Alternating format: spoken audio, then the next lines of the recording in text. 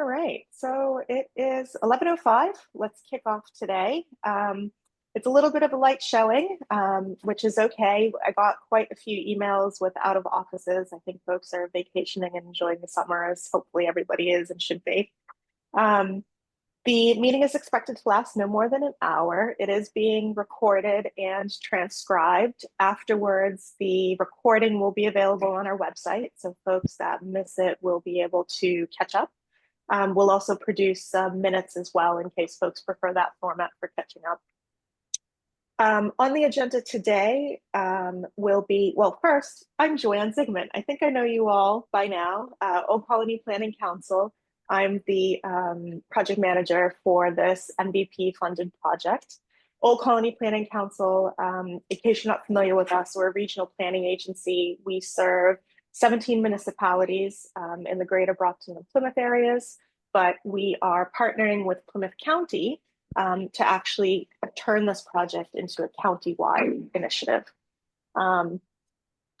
So with that, the agenda for today is pretty straightforward. We want to get to know each other, so we'll start with some introductions.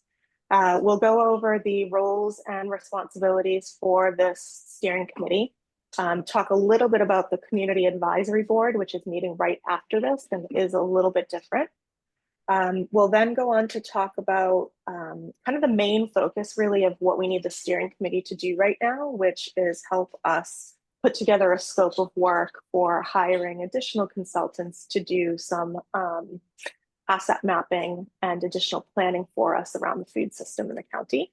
And then we'll talk about next steps. Does that sound good for everyone? Anybody have any questions, comments? No? Frank, do you want to introduce yourself and just talk a little bit about the county and your role? Sure, Joanne. My name's Frank Basler. I'm the Plymouth County Administrator. Plymouth County Commissioners gave us the authority and some funding to work with OCPC on this very important project.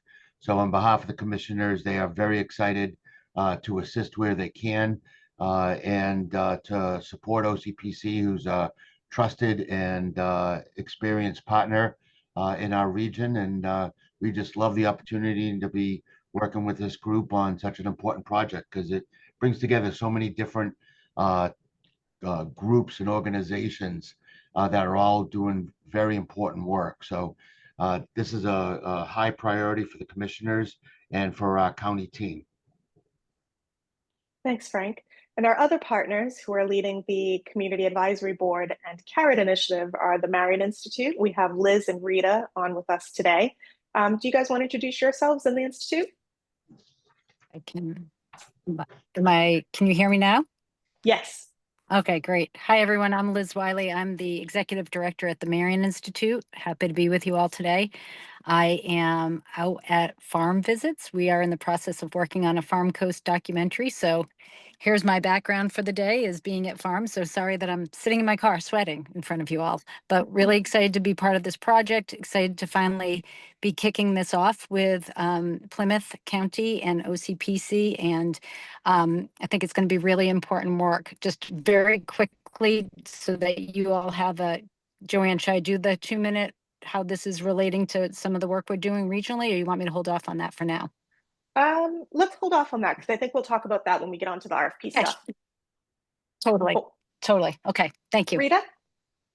Hi, yes, Rita Higgins with the Marion Institute. And I have been working with the Marion Institute South Coast Food Policy Council to conduct a Bristol County Carrot, and will be facilitating the Plymouth County Carrot, which for those who aren't familiar with it yet, CARROT stands for Community and Agriculture Resilience Audit Tool. Great. And I'd also like to welcome Courtney Rocha. So Courtney is the regional coordinator for our area for the Municipal Vulnerability Preparedness Program, which is the main funder of our project over the 2-year period. Courtney, do you want to introduce yourself? Hi, everyone. My name is Courtney Rocha, and I am the Southeast Regional Coordinator with the Municipal Vulnerability Preparedness Program. Thank you. Thanks, Courtney. We've also got Bill. Bill, do you want to introduce yourself? Bill's with OCPC as well. Bill, are you there?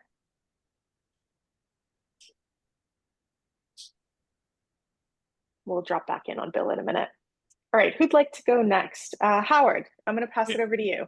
Yes, good morning. I'm Howard Randall. I'm very interested in this project. I'm a long-term board member of the Old Colony Y, which does a lot of work in this area in our various branches throughout Plymouth County. And Thanks, Howard. other Y folks will be joining the effort. Thank you, Howard. Judith? Yes, my name is Judith Henze. I am a food system transformation expert. I'm based in Berlin, Germany. I'm sort of observing and hopefully supporting this process from my end. Thank you. Carrie? Hi, I'm Carrie Laversi. I am a recently retired educator, kind of new to this space, but I have a passion for food systems, regenerative agriculture. I'm a current volunteer on Frogfoot Farm, the Marion Institute's wonderful experiment going on there. And I also volunteer for a local food bank. Happy to be here. Awesome. Welcome, Carrie. Molly? Good morning, everyone. I am part of the Plymouth County team. I serve as the director of our extension services, overseeing our agriculture department, along with the 4-H program. And Meg Riley is not on this call today, but she also works through my office with Plymouth County, and looking forward to helping with this process. Thanks, Molly. Nikki? Hi, I'm Nikki Galaboyth. I'm the Director of Planning and Development at South Shore Community Action Council. We're focused on helping low-income people and families, primarily on the South Shore, but extend also onto Cape Cod and the islands. We run a food distribution center, which supplies food to about 60 food pantries, soup kitchens, emergency food providers, and also does some direct food distribution to households in need. And I also work on our organization's community needs assessment and strategic plan. So this project is really timely and right at the intersections of all of that work. So happy to be here. Great. Thanks, Nikki. Tim? Can you hear me now? Thank you. Yes. Yeah, hi, Tim here, Wellness Croft, CEO. Look, I'm a food systems and energy systems sustainability entrepreneur. I'm working on the Plymouth Food and Energy Hub project right now. I was recommended I kind of come over and see what's going on and see if I can help here by the Economic Development Foundation. I already work with Farm to Institution New England. I'm on the cohort for food hubs and food processors. I also work with the Carrot Project here in Massachusetts, which is funding farms. We have a food processing plant here in Plymouth, and our objectives are to grow it. And we've been using our MIT Delta model and systems dynamic background here to study this food space for the last 6 years. So I left the internet business where I invented how to do this thing right here, the video call from 2 different companies. I have a patent in that from Polycom. And before that, I did this in telemedicine at Mass General. What I'm working on right now is food system sustainability, and hopefully an entrepreneurial perspective can help. Again, my job right now is to help. I'm trying to bring $621 million into Plymouth right now to develop out some food processing and energy systems. Awesome. Welcome, Tim. And let me see. Bill, are you with us now? Yes, I am. I'm sorry. I had some problems okay. before. Apparently, I can't use my camera and my microphone at the same time because I totally shut down. I'm Bill Napolitano. I'm a sustainability and resilience planner at Old Colony Planning. I worked at Southeastern Regional Planning for many years and worked extensively with agricultural farm planning and some of the farmers. I've been working with the Marion Institute for several years also. And I think this is something, bringing together people like this from multidisciplinary backgrounds and kind of integrating all the planning that we have. I was really glad to hear your background, Tim. This is great. This is what we need. Get it all together in one place and see what we have, do a really good assessment. Thanks, Bill. All right. So I think I got everybody. Did I miss anybody? No? Good. Oh, welcome all. We have a really broad group of folks here, which is super exciting. And there are lots of other food system participants interested in participating as well too. So that is great. Let me just share my screen now and figure out how to do that so I can show you the terms of reference. Let me just share my whole window. That might be easier. Let's see. Okay, so can everybody see this all right? Is it too small or okay? Are we good? Good. Yeah? Okay, cool. Good. Good, thanks. All right, so the steering committee. So this is a little bit of a complex project. There are lots of moving parts. So we're going to be trying to communicate as clearly as possible about how all these different parts are interacting, how we're pulling them all together, and be very clear on ways that folks can participate. You can choose to participate in one aspect, in all aspects, suggest other ways of participation as well too. Everything is open. This whole project was initially created with a co-design perspective in mind. We really wanted to get the stakeholders together and work collaboratively with folks in our region and the county to figure out what to do together instead of kind of coming in with any super preconceived notions. So our intention for the project overall, which I think many of you were on our introductory sort of project summary meeting a couple weeks ago, but essentially the overall aim of the whole project is to assess the current challenges and opportunities that are in the food system across Plymouth County. And then to produce an action plan that we can, as a group, with all the stakeholders in the region, move forward over the next sort of 10 years or so. The steering committee is going to be providing strategic guidance, oversight, and accountability on the project overall. So any deliverables that we are producing, any materials that we are submitting to our grant funders and other funders at the end of the project will kind of go through the steering committee. Everybody will have a chance to review those and comment on.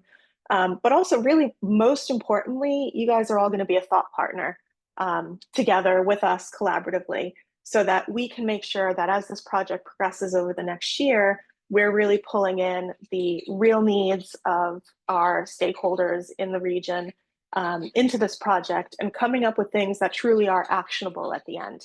There are, as a planner myself, I have written and I have seen written many plans that unfortunately often just sit on a shelf and nothing happens to them. That's not the goal here. We're not looking to produce a 500-page document with all the intricacies of the who, what, and when in the system.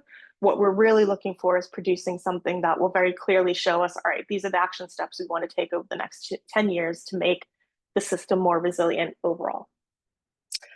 So the roles and responsibilities are pretty straightforward to serve as ambassadors for the project. So share it with your networks, talk about it in any newsletters your organizations might produce, help us reach those folks that we're not engaging.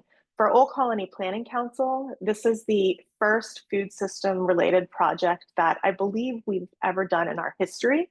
We were established in 1964. So food systems for us is kind of a new area of planning work. It was for a couple years now kind of building up as a need amongst our municipalities, which is why we finally wanted to do something about it. But we're not putting ourselves forward here as the experts on this. That's why we're getting everybody in the region involved. And it's such a complex system, as you all know, that we're going to need lots of help from lots of different perspectives to really make this work and be effective at the end. So providing guidance on the stakeholder and public engagement process, making sure that we're involving people that are representative of the different geographies of our county, the different demographics, the multiple sectors. We'll talk a little bit more about that when we get onto membership. To help with the outreach and communication activities, so this group is going to help us define that. At our next meeting, we'll talk a lot more about public participation. We're currently drafting a plan for that that we'll share with you all, but we do hope to do a whole assortment of activities to reach out to people. So whether that's digital communications or in-person tabling at local events that might be happening, Anything that is possible and feasible is kind of what we're hoping to do. Perhaps the most formal part of this group really is going to be working with the project consultants who we are going to hire to undertake sort of the action planning and food system asset mapping for our region. We're going to talk a little bit about that later. So this group will be really the group that's interacting with those consultants, providing them with what they need, checking in on their work, reviewing their deliverables, that sort of thing. As I mentioned, providing input on any outputs and deliverables for the project, raising any issues that might have significant implications for the project. So if we're missing something, or maybe we're doing something that from your point of view, you think could be done better, we're hoping that you're going to be able to share that with us. And similarly, flagging, any changes that we might be needing to make, or any considerations for scope changes, things like that. And maybe most importantly, making sure we're not trying to do too much as well, because we can't do everything within the scope of this project. Anybody have any questions on the roles and responsibilities of this group? Is that pretty clear? Yeah, okay. Membership. So we're running this group a little bit differently than we do other projects.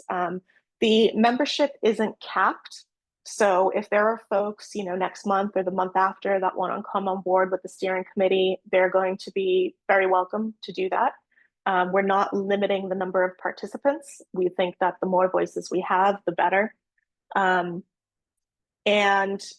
the appointments are sort of informal as well. We don't put your name forward in front of our board or anything like that to get you onto this committee. Everybody's just welcome to join and participate. The meetings will be facilitated by Old Colony Planning Council or their designee. So in some cases, the consultants we hire might be leading a meeting, or the Marion Institute, depending on what's on the agenda. We will make sure that we're posting everything in accordance with open meeting law. So everything will be, the agenda and the meeting link will be available 48 hours at least prior to the meeting. We're going to be aiming at future meetings to have the information and the dates and the links available much sooner than for this meeting, so that folks can plan ahead to participate. As I mentioned at the opening, minutes will be produced. They'll be available on our website. We're also going to be making the recordings available, so everybody will have access to those. And what we're proposing is meetings that are once a month, starting today and concluding in June of next year. Each meeting lasting about 60 minutes, all through Zoom, unless we decide to meet up in person at some point, which might be nice. And we're also hoping that folks who choose to participate in the steering committee are able to participate in all of the meetings as much as possible, so that we can get that continuity of thought and that kind of historical knowledge over the course of the project carried through. Decisions, we're not really going to be making any decisions. I don't anticipate us really needing to vote for anything. I think this group is very much going to be facilitated and led by consensus. If at any point there is something that has to be decided that maybe the group disagrees on, that's going to be something that Old Colony Planning Council and our management will weigh in on and then make the final decision for. But again, this isn't that kind of project. I anticipate all of us kind of coming to a consensus on what we do and what we move forward. And then the term ends in June 2026, after which point we'll have the action plan completed, and we hope to have a follow-up plan on how we can keep it all going. Does that sound all right to everybody? Anybody have any questions? Anything that I've missed? No? Great. Okay, so we will post these terms on our website, and we'll send them to you all in a follow-up email as well, so that you have them. We currently, and this is the next part that I wanted to share. So we had about 35 people express interest in joining the steering committee. Great number. Rita went through all of those participants who expressed an interest and plotted them into different sectors. So sort of your standard sectors up here, and then your kind of food specific sectors down here. And as you can see, we're pretty heavy on government. We've got a good representation from nonprofit. And then down in the food system sectors, we've got a lot of folks from the policy end and not so many folks from the other end. So I think one of our main goals between now and our next meeting is to try and fill some of these gaps. I think we have somebody here, Tim, from the entrepreneurial side of the food system, which is fabulous. But I don't think any of us, apart from maybe some of the folks who are involved on the county level, aren't really growing any food. We don't have any representation from restaurants or retail. I think those are important gaps to fill. I don't believe we have on with us today anybody from a municipality. I know that I had received an RSVP from one, but I don't think it doesn't look like she was able to make it. So that's what we're hoping you'll help us with too. Once we talk about the RFP, I think it'll become a little bit clearer about who might want to be involved in this steering committee. But that's kind of the big ask right now too of you all, is to help us fill this gap. Having said that, just because it's not represented on the steering committee, it doesn't mean that we're not going to be reaching out and engaging other folks. We recognize, especially in food production, if you're actually growing, now is the time when you're growing everything. So it's going to be really difficult to participate regularly in meetings with the demands of your day job or your side gig or family commitments or wherever it might be. So if there are folks that you think should weigh in on things that are being discussed at steering committees, like for example, the scope of work that we're going to talk about, please introduce them to us. We would be more than happy to have a sidebar conversation with them one-to-one, or have them feed in based on the recording they've watched or minutes that they've read. We're going to be doing over the next year, both OCPC, Marion Institute, and additional consultants we hire, interviews and focus groups. So there's going to be definitely more than a handful of ways for folks to participate and weigh in other than just these formal meetings. Does that sound all right? Anybody have any questions about that? Otherwise, we'll move on to the meat of the meeting. We let you know prospects directly to you, Joanne, direct them to you, or we? Yeah, just direct them to, yeah. Yeah, okay. Yeah, my email address, you can send an email and copy me on it and introduce me that way, or just give me their emails and I can reach out, whatever's easiest and we have to think will work. Okay, great. Thank you. Mm-hmm. Yes, Joanne, I would just add also, this is Liz from the Marion Institute, that as you all hear more about what we're doing and the roles and responsibilities of the steering committee versus the roles and responsibilities of the community advisory board, that might also help to, get you guys thinking as our steering committee members of people, but also where are people going to be most beneficial on the steering committee versus the CAB. So I just want to put that caveat there. Yeah, so actually that's a really good segue, Liz, thank you, because in the RFP, so I'm going to give a little bit of a background to the different components of this project. And then Liz or Rita, if you guys want to jump in and talk a little bit more about the CAB. So we've talked about the responsibility of the steering committee, and we've kind of alluded to hiring additional consultants to do some asset mapping and planning for us. So that's what I'm going to share with you all now. How we envision these additional consultants to work is under the direction of the steering committee. They will be putting together the actual action plan that we are going to have as our main output at the end of next June. And the work that Marion Institute and using the Carrot tool are going to be doing is going to feed into that action plan. So these consultants will work alongside and in parallel to the process that the Marion Institute is going to be leading to ensure that all those learnings are formulated into an action plan for us to carry forward. What the CAB doesn't do is go into a lot of detail about the physical assets that we have related to the food system within our project area. So what we're hoping to do is hire consultants to do more of that work, to build on that more detailed level of analysis for our region. So why don't I pass it on, Liz or Rita? I don't know which one of you guys want to talk a little bit about the CAB and the Community Advisory Group. I'm going to pass it off to Rita just because I'm going to need to step out. I just got to a new farm. And so I might be off for a little bit, but then I'll be joining back in and I will join you for the CAB meeting. So you're in good hands with Rita. Super. Thanks, Liz. Yes, so the Community Advisory Board will very specifically be coming together once a month to go through the CARET assessment.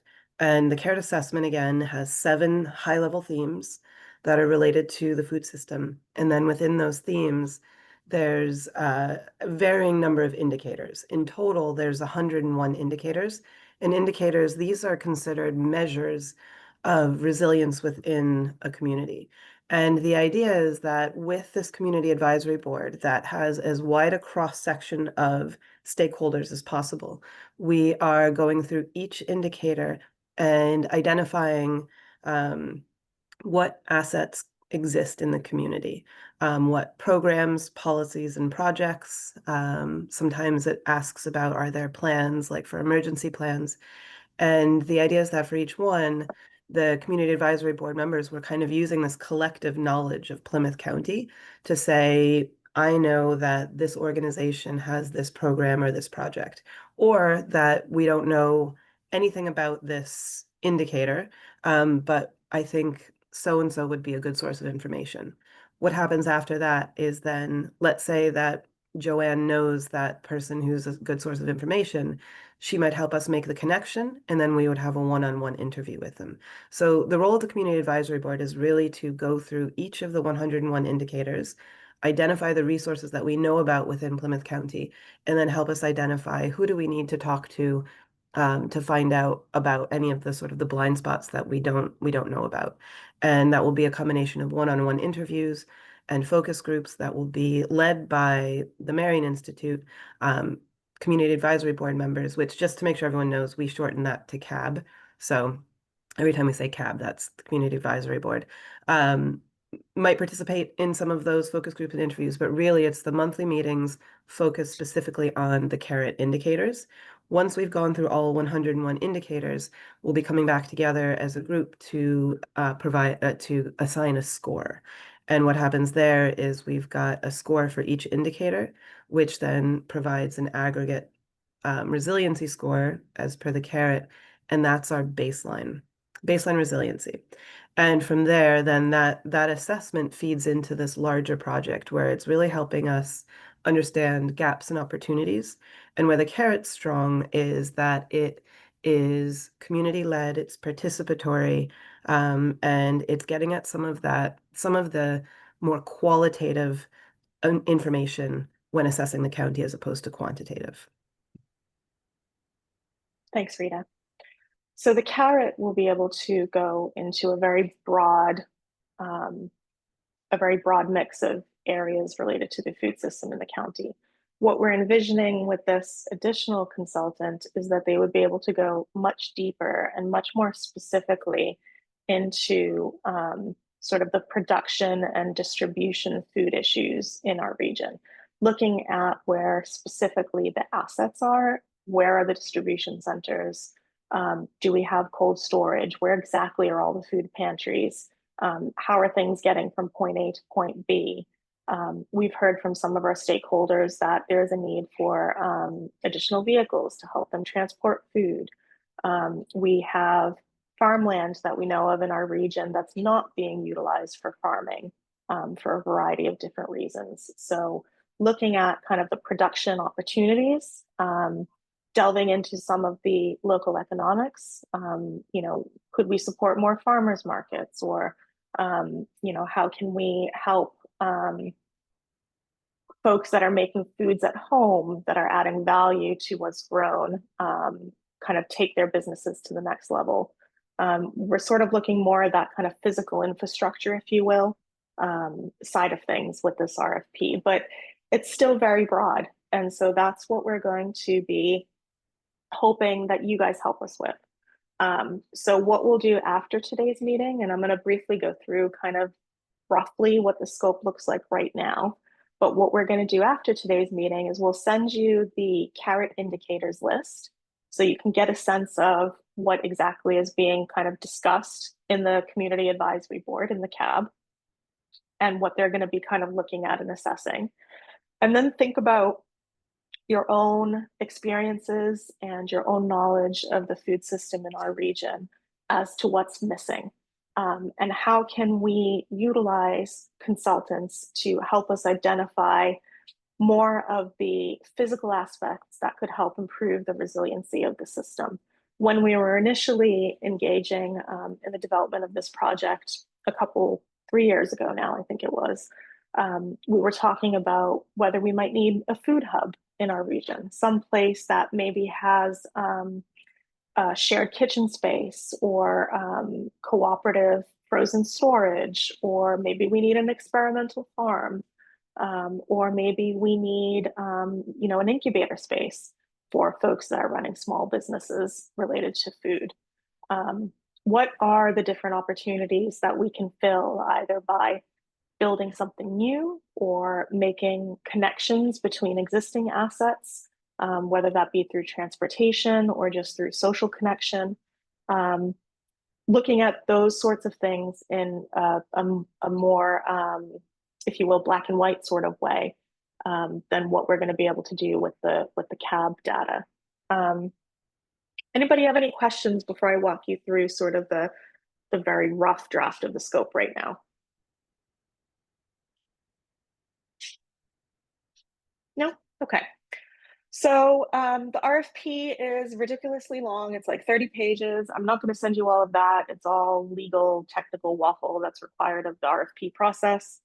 Pretty standard stuff. So what we'll do is just copy and paste the scope and send that to you guys, which is probably like 3 pages or so. The first section just describes the background of the project. This part is important. These are the 2 things that we've committed to doing. So we want to strengthen the collaborative capacity of the food system participants. So that's through our committee, the CAB, and we're also going to be doing some events throughout the course of the year, which we'll talk more about at our next meeting as well. And then ultimately at the end, have the regional resilient food system action plan that we're going to want to move forward on.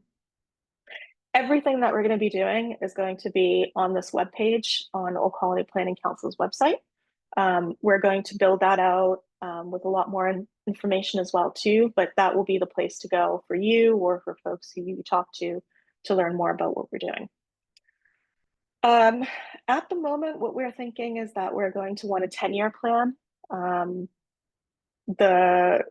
I think the scope of the things that we're probably going to be looking to do together is beyond just a couple years. And we're looking probably at something more long-term, but we're hoping and we're going to require that the consultants identify both short-term things that we can do, the low-hanging fruit that can be done in year 1 or year 2, and then some longer things that we can work on together over the course of the decade. The first part is looking at the assets, needs, and vulnerabilities. So this really relates to the work that Rita, the Marion Institute, using the CARET tool are going to be doing. So making sure that everything that the CARET process is coming up with and learning is being fed into this broader plan. We're going to be asking consultants to make sure that they're aligning with different local, regional, and state goals. So at the state level, there are multiple plans right now that relate to what we're trying to do. There's a resilient soils action plan. There's a farmland action plan. There's quite a few other, the open space and recreation plan at the state level. There are multiple state level initiatives that have some really good ideas in them that we can probably funnel down into our region and help implement. So we'll be looking at those. Regionally, there are some plans, both at the local and regional level, that relate to trying to mitigate natural hazards. We recently did a regional water supply study. One of the key things in there that was identified is the need for secondary sources of water among food producers because of droughts and also concerns with water contamination over the coming, well, now and over the coming years as well too, what that might mean for the food system. So making sure that we're integrating all this other planning stuff that's happening will be a big chunk of, what the consultants will make sure that we do as well. Data-informed, community-vetted priorities and actions. So that just refers to the engagement process that we're leading more broadly in the project. They'll be expected to kind of continue that in their work as well. Supporting implementation by all the different groups that are in the system. So the recommendations that we're kind of envisioning in this plan aren't just going to be OCPC does this or Plymouth County does that. What we're hoping is that it will call out opportunities that a whole host of stakeholders in the region can pursue. So it might identify opportunities for nonprofits, for example, that are related to work in the emergency food supply side of things, or in some cases, specifically municipalities. This is what a municipality can do, that sort of thing. And then providing clear next steps and visuals and maps. That's kind of, the obvious result. There's also, and if you haven't checked it out, do so. The link will be included in what we send out. MAPC has a food systems map that they started working on a few years ago. They are one of our partners on this project as well, too. They're our sister regional planning agency that serves the greater Boston metro area. What we've been chatting to them about is using their food system map that exists, which actually includes not just the metro Boston area, but a lot of the other parts of the state as well, and actually building on that. So what we learn in our project will hopefully be feeding into the development of that map further. It's a cool tool. We're meeting with them in August to talk a little bit more about how that might work, but we do envision kind of using that as a foundation and helping them build that as opposed to building something separate just for our region, because why duplicate? There's also the potential for developing a municipal level specific self-assessment tool for how local municipalities might be able to support the food system. An example of that is Mass Audubon has a tool that helps a community or municipality review their bylaws for low impact development. We could potentially look to do something like that. So here's a checklist, or here's a tool that will help look at your zoning and regulations in your community and identify ways that you might become more pro food system, whether that be protection of farmland or how you regulate home businesses, sort of that whole thing. The next section of the RFP just describes some of the progress and related efforts underway. I won't go into detail. You can read about that. And please, when you do review this, feel free to add stuff as well. If there's anything that I've missed, that we've missed, that's relevant, let's include it in here. Additional expectations. So really, the two big things I think that we're really looking at right now are climate impacts on the regional food system. So the CARROT tool is going to look a lot at resiliency across the board, social resiliency, environmental resiliency. What we might be asking consultants here is to specifically look more deeply at that. Look at where our farms are located, how vulnerable are they to these climate impacts that we're expecting. That could include things like secondary sources of water being necessary in drought-prone areas, or farmland that's, definitely going to be flooding soon, and how we can cope and deal with that and what impact it would have. So the climate impacts aspect of the consultant's work, I think, is going to be important. And then, as I talked about a little bit before, the physical infrastructure needs, looking at all the different opportunities across the food system for stuff essentially that we can build or that we can improve to help support the system as it currently stands. The RFP then talks a little bit about sort of the skills that we're expecting and the schedule, the scope of work and major tasks have been kind of roughly drafted here. I've already received lots of feedback from colleagues in at OCPC about things that we can think about and changes that we can make. So I don't expect what I'm showing you on the screen to remain the same at all. But we thought it's easier to start with a skeleton than to start with nothing at all when it comes to this sort of thing. But it breaks it down essentially. So, standard, they start the work, give us a plan, review it with us. They'll do their assessment work. There'll be a stakeholder engagement component to their work. They will be drafting the actual plan that we're going to be feeding into and reviewing. And then there'll be kind of a final component of that. And then the rest is mostly just the rest of the fluff. We're envisioning a budget of about $125,000. So it is a good chunk of change to be able to do something, pretty substantial. The RFP, we're hoping to release as soon as possible. The procurement process takes roughly anywhere from sort of 6 to 8 weeks. So it's really important that we launch it as soon as possible, get those proposals in, and then select our consultants so that they've got probably about 9 months to do the work. So that's where we stand at the moment. And what I'm hoping you all will help us with is refining this further. So as I said before, we'll send out this draft and welcome your feedback on it. How you provide it is up to you. You can track changes. You can just put your thoughts into an email. You can give me a call and we can talk about it. Whatever works for you, I'm happy to accommodate that. And Frank, have I missed anything about the RFP? No, I think you did a great job, Joanne, Yeah. covering all the pieces. Again, because this is acts as a municipal procurement, there's a lot of certifications and different things that need to be added. The real important part is the scope of what we want the consultant to be able to deliver on. And that's what the group and the team will work together on. So thank you, Joanne. That was super. Super, thanks all. And Frank at the county is going to be helping us with the procurement process. We'll reach out to you all a little bit about that later. We'll probably be looking for a couple of volunteers to help us interview consultants once we get the applications in. But we'll tackle that when we get there. Questions, thoughts? Is this all what you were sort of expecting? Anybody surprised by anything? Any thoughts that we should be considering right now?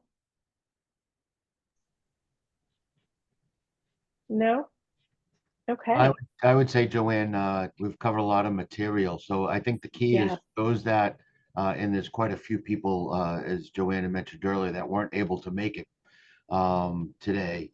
Reviewing and listening to the recording will get people on the same page.